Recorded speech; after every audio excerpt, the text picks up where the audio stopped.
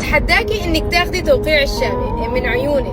يلا نجرب. ليلي ما بيعرف، عم جمع توقيع من مشاهير العالم، والهدف انه نوصل لميسي، وراح يكون في تيشرت الي وتيشرت الكون، وراح اختار الرابح من المتابعين. لا تنسوا تعملوا فولو. نرجع 6 شهور لورا، رحت لحفلة الشامي وقررت تكون جريئة واكتب لافتة وارفعها بنص الحفلة. كمية العالم رهيبة، كيف بدي استرجي ارفع هاي من ماني قادرة.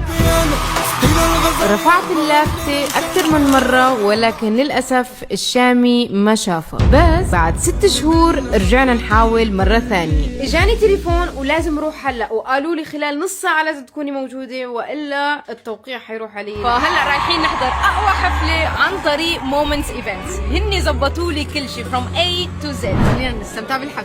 هي الليل ويا العين من بعدك عمر ما وين عمر يا العين يأتيني بنظرة زوينة.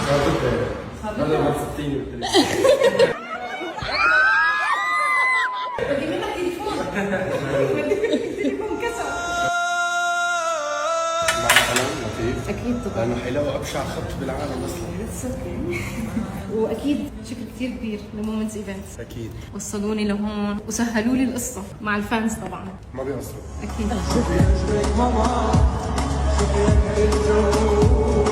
التوقيع الاول رايبيني باستراليا بملبورن، ناطرينك كلنا. والله كلنا رايحين. وانت جاهز؟ انا لا. يلا خلص انا عندك.